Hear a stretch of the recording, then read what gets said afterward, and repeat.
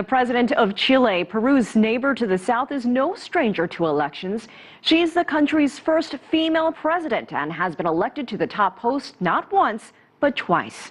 My colleague Rochelle Akufo sat down with President Michelle Bachelet during the Nuclear Security Summit in Washington, D.C.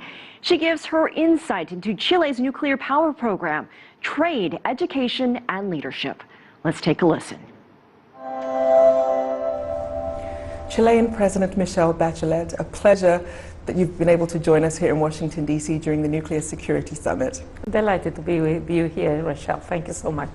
Now, it's only fitting that we start with the topic of energy. Now, Chile imports about 70% of its energy and is one of several Latin American countries that doesn't actually produce nuclear energy, but there are plans coming within the next decade. Tell me, what does having nuclear power mean to Chile? Well, as a matter of fact, we only have nuclear power for mainly medical use and industrial use. And we have been discussing and analyzing if we need nuclear power for energy production, but we haven't finished the studies yet. We have been doing it with the International Organization of Nuclear Energy through all the different steps, and to decide at the end when we have the last results whether we are going to go that way or not. In the meantime, we have been working much more on renewables because, you know, we have the more driest desert in the world, and so we have a huge power on solar power, wind power, and so on. But anyway, even though we don't have much nuclear power, we do understand that nuclear security is essential. So that's what we have been participating in the 4 summits, and this has been the last in this format. And we have commended President Obama because he has been so clear on the need to ensure nuclear security. And because of this, I mean, Chile is a country who has already adopted and approved all the international norms, conventions, even the more new ones. We are all on that. But, you know, it helped us to start doing our action plan, national action plan, and measures to ensure that nuclear power won't go into the wrong hands for the misuse of nuclear power. So we have been working a lot on security, and we hope that we'll continue doing that so the world can be safer. And a big part of that is obviously cooperation. And Chile has more free trade agreements than any other country in Latin America. And your country is currently renegotiating a 10-year extension of its FTA with China. How would you describe Chile's relationship when it comes to trade with China over the last decade? Well, we are the country in the world that has more FTAs, not only Latin America, because we have like 23 or 24 FTA with 63 different countries. And it's like the 80% of the GDP of the world. So this is because we are not a huge country. So we cannot depend only on internal demand and internal market. So we understood that development and growth for Chile was linked to how we could trade with the rest of the world. And we have had, and I had the opportunity during my first government to sign the agreement with China, and that has been negotiated on before, but so it was put into force during my first government, and it has worked very well. But it was mainly trade on certain types of goods. And now we are thinking on expanding it on other kinds of things like services, tourism, and other areas. So we believe there's a lot of opportunities because it has been very good for Chile and for China.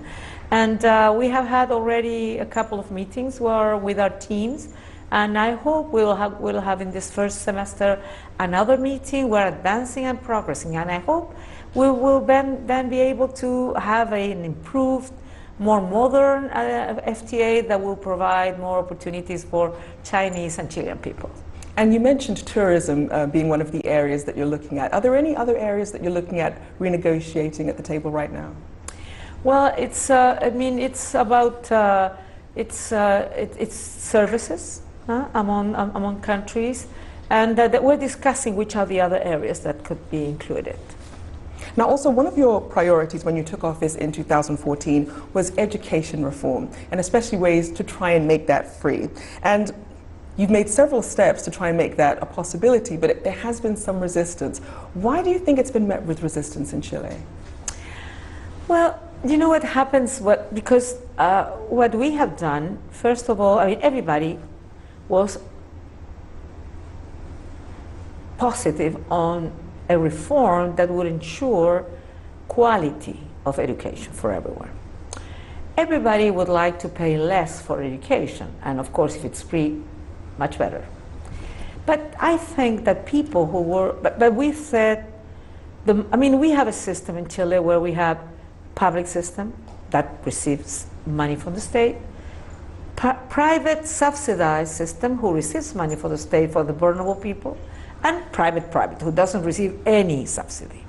So we said we need to continue in this situation, but the private schools who receive subsidy from the state cannot use that subsidy for profit, because the money that we give to those schools is to improve the education for those children who are vulnerable.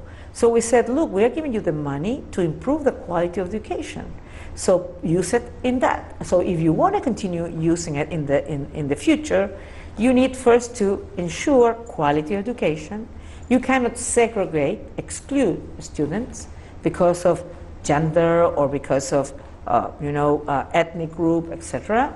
And we need to, and also we need to ensure that families will select the school according to what they want the educational model the children to receive. So we passed a law, but there are some people who didn't like this situation, so they started campaigning, saying to the families that that we are going to impose a certain school, they won't be able to choose. That was not true at all. So people get confused, they didn't understood exactly the meaning of the reform. But on the concrete, what has happened and started this year, 260,000 children are going to these schools, the same school they were going before, this private subsidized, but they don't have to co-pay anymore. Those families that before they have to make a co-payment, they don't do it because the state is giving that money for the school so they can continue improving the quality of education. Almost 160,000 students will go to the tertiary education without have to pay anything, free of charge. So those families will, we're talking about vulnerable families that many times either the children would not be able to go to tertiary education, or they have to get terrible debts. So, and I know in the U.S. this is a discussion many times with people at the universities, because they get terrible debt that afterwards they're very difficult for them to be able to pay. So we are going in the direction, if I may say, that education in Chile, we want it to be a social good, a social right, that it won't depend on the family, their income, the place in Chile where they live, that if they are able or not to receive quality education. We want quality education for everyone. First of all, because education is what opens opportunities, door. Second, because our country cannot lose any talent. And we want every talented people to be able to, achieve these opportunities. So we are so enthusiastic about this because we believe in this way. On one hand, we're fighting inequalities that exist in our country still, but on the other hand, we are giving more opportunities to the economy because we will have people better trained, all their talents contributing to the development of society and economy. So I think really it's a win-win thing. So I think that people, when they are going to see the results, they will realize that this is what they really needed. So it does sound like you're really trying to level the playing field. And completely, completely. And there can be those tensions with any new reform that comes in. Oh, it does, yes. And what do you think would be perhaps the biggest challenges to making education free in Chile? Well, the challenges that we have is, of course, the economy is not in the best moment because, as we mentioned before, China is one of the biggest partners. Copper was one of the biggest products that we traded, and because the economy in China has slowed down a little bit, of course, the demand on copper has been lower than before, and that has affected our incomes. So the economy is going a little bit slower because of the external factors, not only China, other factors too. And the region is going through a slowdown, but we're not in recession, our economy is lower than we would like. So that means that we don't have the same incomes that we have 2 years ago, 3 years ago, 4 years ago. But that doesn't mean we're not going to get into our goal, that is education free of charge for all. I mean, for all that will meet the requirements that we will give to those universities on quality. It's not only about gratuity, it's also about quality, because, you know, free of charge and bad, nobody wants it. I mean, bad quality, nobody wants it.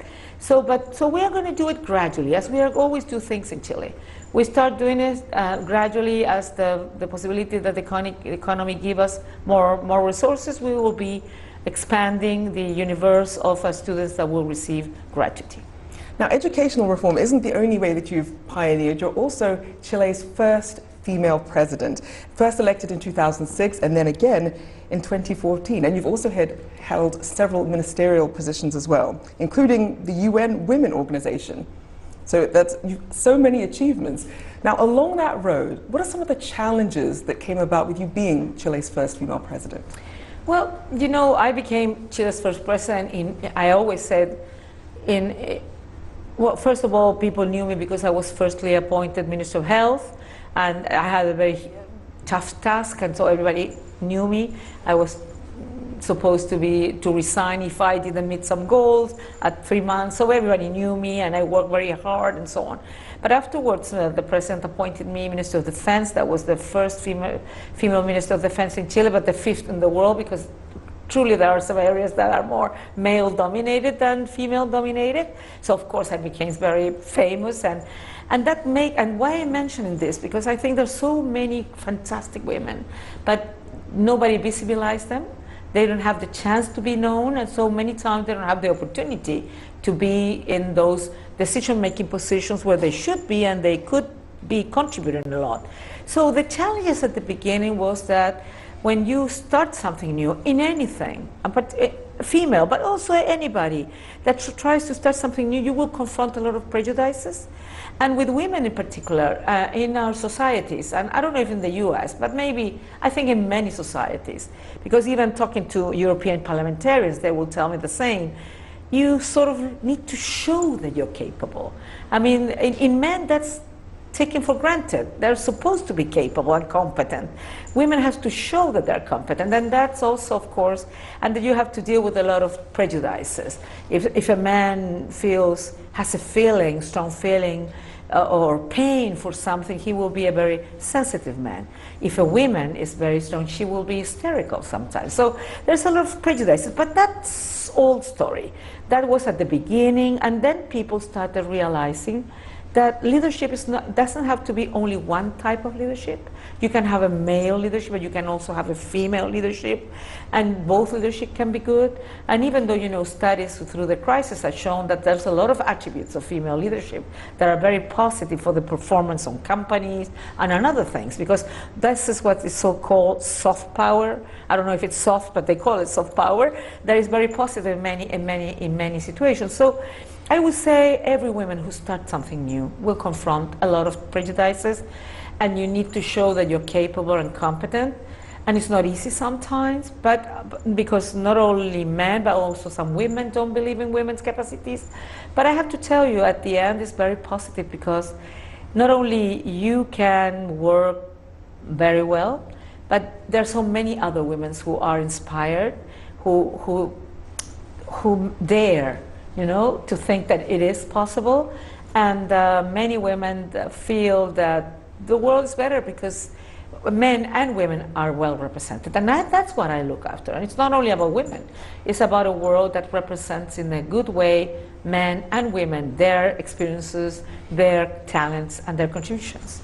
And Madam President, I do want to ask, I know that empowering women has been a cause that's close to your heart.